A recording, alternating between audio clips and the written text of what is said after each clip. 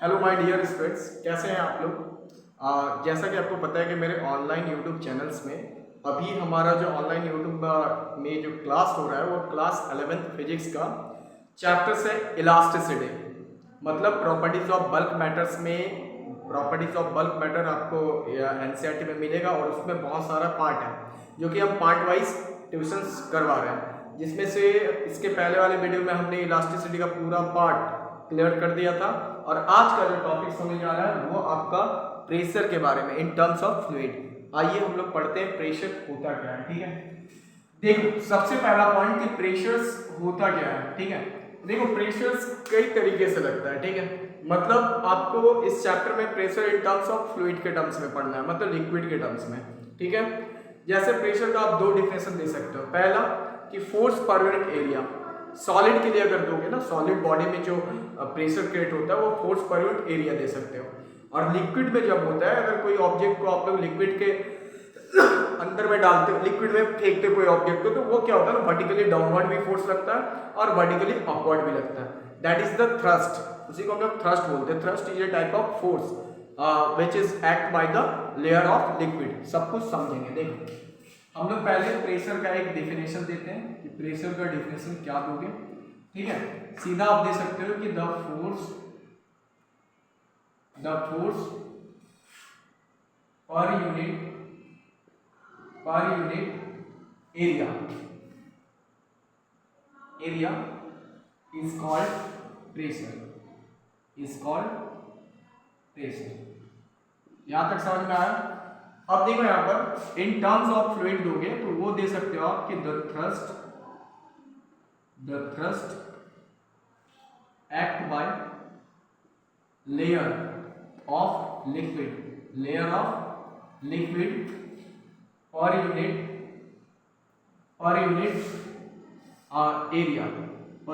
Area of a body is called pressure. ये भी definition देना है। ठीक है, इज कॉल्ड प्रेशर। समझ में आया बात? मतलब कहने का मेरा मतलब है कि थ्रस्ट क्या होता है। थ्रस्ट लिक्विड के द्वारा लगाया जाने वाला फोर्स है, that is the thrust. Clear?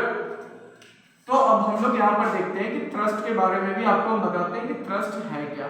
ठीक है, नोट्स तो बनेगा। थ्रस्ट का मतलब हो गया फोर्स। द फोर्स लिख सकते हैं कि the force applied by the layer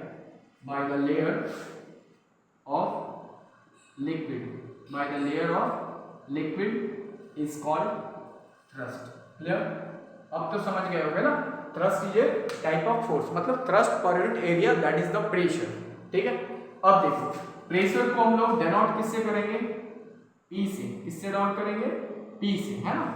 तो सीधा लिखोगे कि it is denoted by P, मतलब SI यूनिट, सिंपल यूनिट जो होता है स्टैंडर्ड यूनिट, वो पास्कल लिया जाता है। क्या लिया जाता है प्रेशर का? पास्कल। ठीक है, अब प्रेशर का फॉर्मूला आप ले सकते हो force by area. Force means thrust per unit area. ठीक है, अब जनरल यूनिट भी ले सकते हैं। Thrust means force means Newton, force का यूनिट न्यूटन, एरिया का मीटर स्क्वायर, तो न्यूटन मीटर इनवर्स। यहां तक समझ में आया? पहले आप लोग इसको नोट करो, उसके बाद हम लोग डिटेल्स में देखते हैं।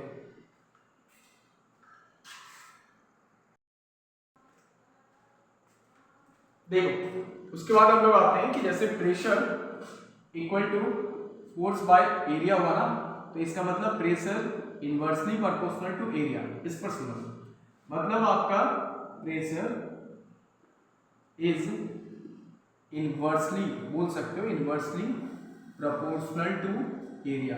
इसका मतलब होता है कि अगर एरिया कम होगा तो प्रेशर ज्यादा लगेगा, मतलब कि when the area increases then pressure also be decrease। इसका बहुत सारा एग्जांपल्स भी होता है।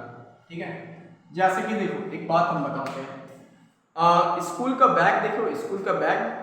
ठीक है, बच्चे लोग जो स्कूल जाते हैं ना, वो लोग का बैग देखना कि बैग का जो फीता होता है ना, कंधा में लटकाने वाला, वो फीता का एरिया क्या होता है, ज्यादा होता है। जिस बैग का फीता का एरिया थोड़ा चौड़ा होगा ना, इसका मतलब कि उसका कंधा पर जोर नहीं पड़ता है। मतलब हुआ क्या, वहां पर भी आपका रूल अप्लाई हो रहा है कि आपने एरिया को बढ़ा दिया तो प्रेशर कम हुआ, कंधा पर जोर नहीं लगा। दूसरा एग्जाम्पल कि जैसे मान लेते हैं, अगर हम लोग ऐसा लेते हैं, देखो ये पेन है ना, पेन, ठीक है, इसका जो नोक है ना ये कितना पतला है, ये देखो, ठीक है, और इसका जो नोक है ना ये थोड़ा सा एरिया चौड़ा हो गया, ठीक है। अब देखो अगर हम लोग ये चौड़ा वाले एरिया से हम अपने हथेली पर, हाथ पर प्रेशर, देखो कितना दाब दिए, जोर से लगा दिए एकदम, ठीक है, कोई प्रॉब्लम नहीं होगा।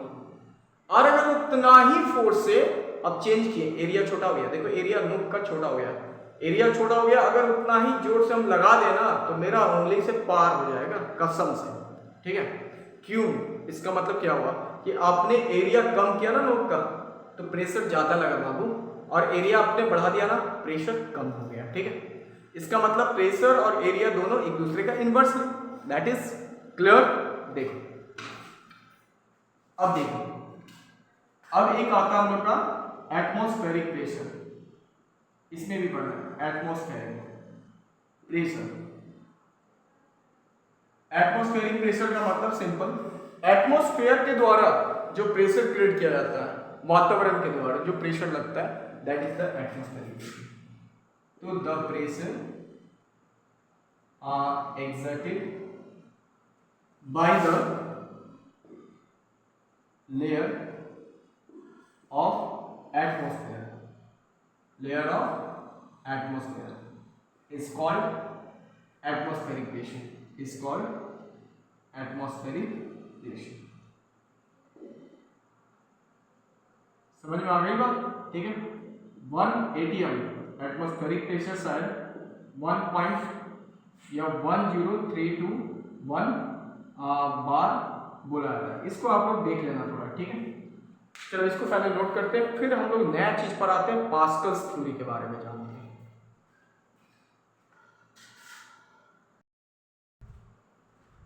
चलो देखते हैं हम लोग पास्कल्स लॉ के बारे में कि पास्कल्स लॉ क्या होता है। पहले स्टेटमेंट लिखो, देखो पास्कल लॉ है ना। पास्कल्स लॉ का मतलब क्या हुआ कि देखो equal pressure exerted by the liquid in all side in a closed container, देखो एक्चुअल में होता क्या ना, पास्कल्स लॉ बहुत ही बवाल लॉ है, क्योंकि पास्कल्स लॉ का यूज करके ही आज हाइड्रोलिक ब्रेक चलता है, ठीक है, वैक्यूम ब्रेक बना, ये सारे पास्कल्स लॉ पे बने हैं। एक्चुअल में पास्कल्स लॉ कहता क्या है कि equal pressure exerted by the liquid in all directions in a closed container. मतलब अगर आप एक क्लोज कंटेनर लेते हो और एक साइड में आप प्रेशर क्रिएट करते हो, एक साइड में, तो लिक्विड का जो मॉलिक्यूल्स है वो सारे मॉलिक्यूल्स को कोलाइड कर देगा। मतलब लिक्विड का एक मॉलिक्यूल दूसरे से टकराएगा, तीसरे से, मतलब जितना अमाउंट में आपने प्रेशर क्रिएट किया उतना ही अमाउंट में प्रेशर चारों दिशाओं में लगेगा, इक्वल अमाउंट में। That is the Pascal's law. मतलब बात समझो, इसको हम एक्सपेरिमेंट से प्रूव करते हैं। देखो ये एक कंटेनर है, थोड़ा ध्यान दो, ठीक है, और यहां पर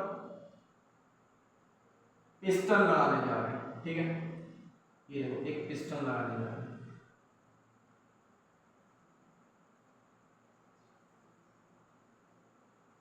लगा दिया हमने पिस्टन, ठीक है। अब देखो, अब यहां पर थोड़ा हम लोग इसको हाफ कर देते हैं, ये छोटा पिस्टन, ये ठीक है।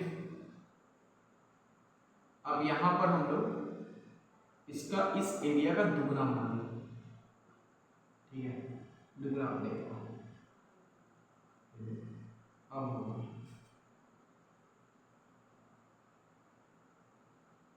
ये देखो, दुगना हो गया, है ना। अब यहां पर देखो, आप थोड़ा गौर करो, इसमें लिक्विड भरा हुआ है, ठीक है, ये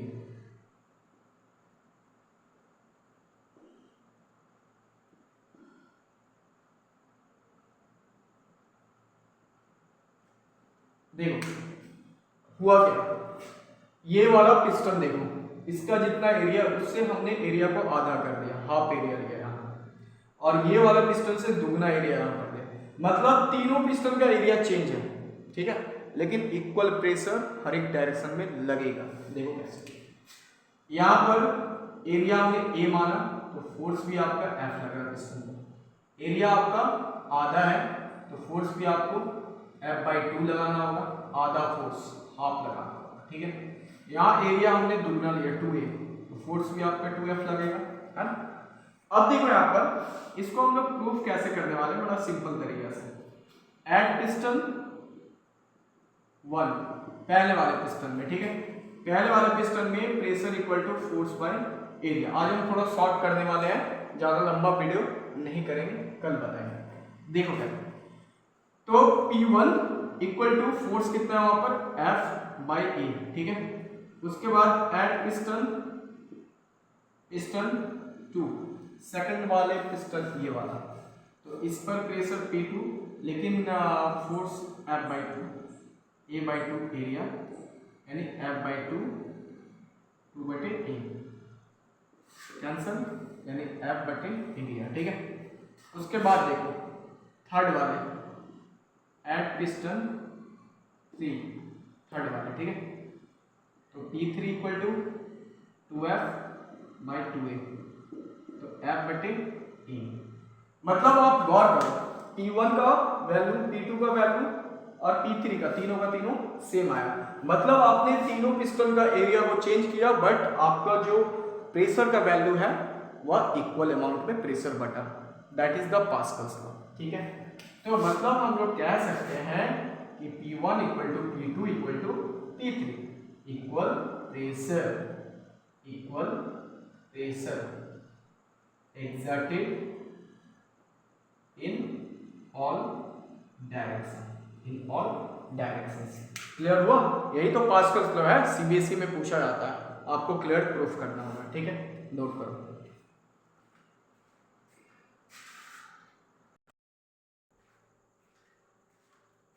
देखो अब हम लोग एप्लीकेशंस के बारे में समझते हैं, एप्लीकेशन ऑफ पास्कल्स लॉ। ये देखो एप्लीकेशंस, पहला एप्लीकेशन क्या होता है ना कि हाइड्रोलिक लिफ्ट पढ़ना है हमको, हाइड्रोलिक लिफ्ट के बारे में। आपने लिफ्ट तो देखा होगा ना, लिफ्ट का काम है, काम क्या होता है, भारी से भारी वस्तुओं को लिफ्ट करना, ऊपर उठाना। अब देखिए इसका एक डेफिनेशन बना देते हैं कि it is a mechanical device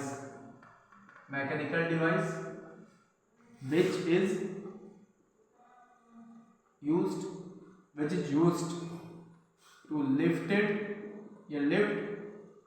heavy weight, ठीक है। इसमें एक बात देखो, लिफ्ट में होता क्या है ना, पास्कल्स लॉ का यूज होता है कि मतलब इसमें दो पिस्टन होते हैं, एक ब्रेक शू के सामने और एक आपका जहां ब्रेक लगा या जहां लिफ्ट उठाना है, ठीक है। इसमें होता क्या है, पहले थ्योरी समझो फिर उसका डेरिवेशंस, कि when the small amount of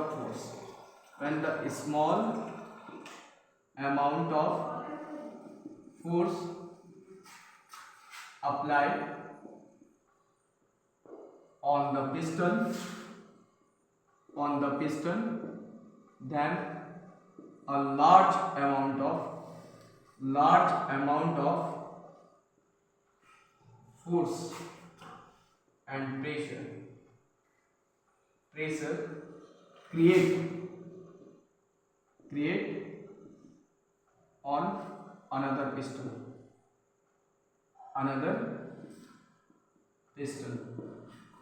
जैसे देखो एक काम करते हैं, इसका हम लोग एक्सपेरिमेंट करते हैं, ठीक है। देखो कैसे एक्सपेरिमेंट कर रहे हैं, ये एक यहाँ पर कंटेनर लिए, ठीक है। अब यहाँ पर मान लेते एक पिस्टन लिया हम लोग, ये देखो गौर करो, यहाँ पर एक पिस्टन है ये, ठीक है। अब यहाँ पर एक पिस्टन, यहाँ पर भी आ लेते थोड़ा, ये देखो